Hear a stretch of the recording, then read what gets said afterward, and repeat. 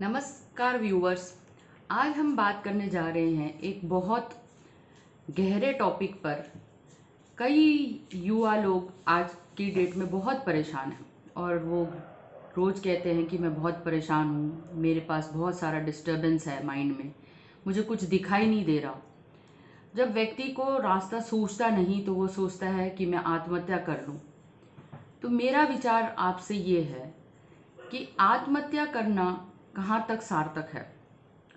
जब हमें कोई रास्ता नहीं दिखाई देता, हमें फ्यूचर नहीं दिखाई देता, तभी व्यक्ति सोचता है कि मैं आत्महत्या करूं।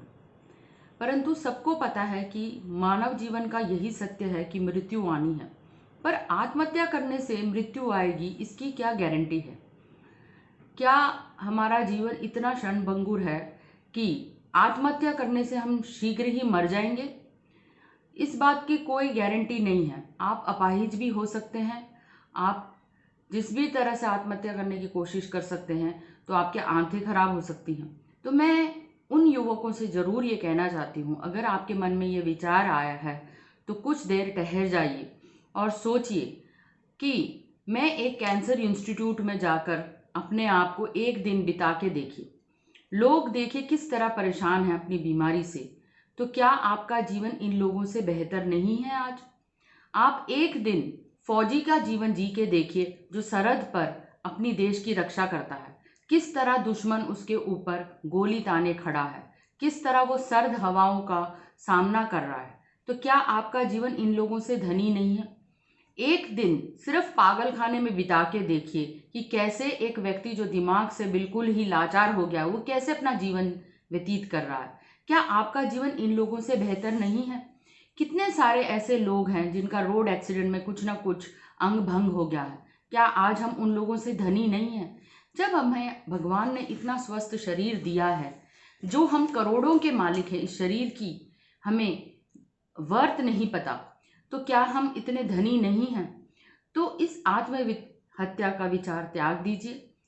जब अब आपने त्याग दिया तो अब आप सोचिए, मैं अपने मुसीबतों का अंत कैसे करूं, कैसे अपने जीवन को जागृत करूं। तो सबसे पहले तो आज विचार कीजिए कि मुझे आत्महत्या का विचार आया ही क्यों।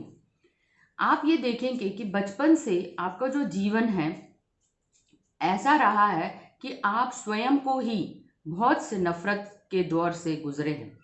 आपको कोई ऐसा व्यक्ति जीवन में नहीं मिला जिसने ये कहा हो शाबाश आप आगे बढ़ो, या आपकी कोई तारीफ की हो। तो आज ये होता है कि हम खुद के दुश्मन बन गए हैं। जब मन खुद का दुश्मन हो जाता है और हम देखते हैं कि लोग ना तो हमारी प्रशंसा कर रहे हैं, ना हमें कोई सराह रहा है, तो हमारा जो सेल्फ एस्टीम है, जो हम खुद को समझते हैं, वो धीरे धीरे खत्म हो जाता है। जब व्यक्ति खुद को नकारा और लाचार समझने लगता है तो वो सोचता है कि मैं आत्महत्या करूं। जीवन में सबके जीवन में समस्याएं हैं, किसके जीवन में समस्या नहीं है? कोई एक ऐसा व्यक्ति बताइए जिसके घर में समस्या नहीं है। तो हम ये देखते हैं कि जीवन में अनेक समस्याएं होते हुए भी हम समस्याओं का सामना कर सकते हैं। तो आप भी आज सिर्फ शीशे के सामने खड़े होकर देखिए अपने आप को कि जो शीशे में दिख रहा है वो व्यक्ति वो कौन है। अगर आपको वो मनुष्य दिखता है तो अब आप देखिए कि आपके पास ऐसी क्या स्ट्रेंथ है। भगवान ने आपको दो सुंदर आंखें दी हैं इस संसार को देखने के लिए, दो कान दिए हैं इस संसार में अनेकों आवाज को सुनने के लिए, दो हाथ दिए हैं अनेकों काम करने के लिए, दो पैर दिए हैं जीवन और धरती पर भ्रमण करने के लिए। जब आपके पास इतनी सारी कैपेबिलिटीज हैं तो कोई तो भगवान ने आपको एक्स फैक्टर दिया है। जैसे आप मानते हैं संजीव कपूर एक शेफ हैं, तो उनकी कोई तो टेस्ट की जो जीवा है वो अधिक काम करती है। किसी की नाक की प्रतिक्रिया इतनी अच्छी होती है कि वो विभिन्न प्रकार के गंधों को सूंघ सकता है। तो आपके पास भगवान ने ऐसा क्या विचित्र दिया है जिससे कि आप दुनिया को दे सकें। तो सिर्फ आपको आज आपकी सिर्फ स्ट्रेंथ ढूंढनी है। अपनी आज 5 स्ट्रेंथ ढूंढिए। इन 5 नेत्र, कान, हाथ और आपके पैरों के तले आप क्या कर सकते हैं ऐसे जो दुनिया को वैल्यू दे सकें। जब आप इतना सा कर सकें, किसी को वैल्यू दे सकें। देखिए पुराने ज़माने में हम बार्टर सिस्टम के बारे में पढ़ते थे कि हम एक कटोरा चावल देते थे तो एक कटोरा हमें गेहूं मिलता था। तो जब हम किसी को वैल्यू देंगे तो ही तो हमें कोई धन देगा।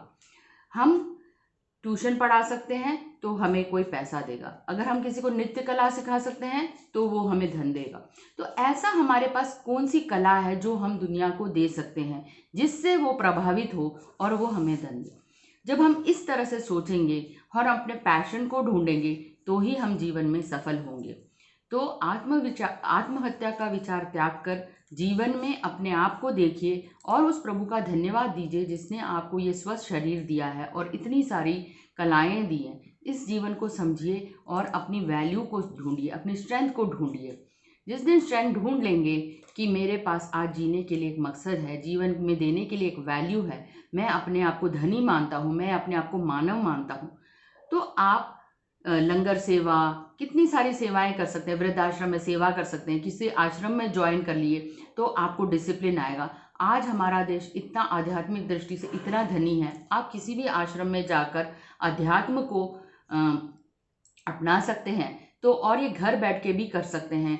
Inner engineering, art of living, सहज मेडिटेशन, कितने सारे आपके पास मेडिटेशन सेंटर्स हैं। किसी भी एक मेडिटेशन को अपनाइए और अपनी लाइफ को डिसिप्लिन करिए, तो देखिए लाइफ में कैसे चमत्कार होते हैं और कैसे नित्य नए आयामों को आप प्राप्त करते हैं। धन्यवाद एक लाइफ कोच की तरफ से।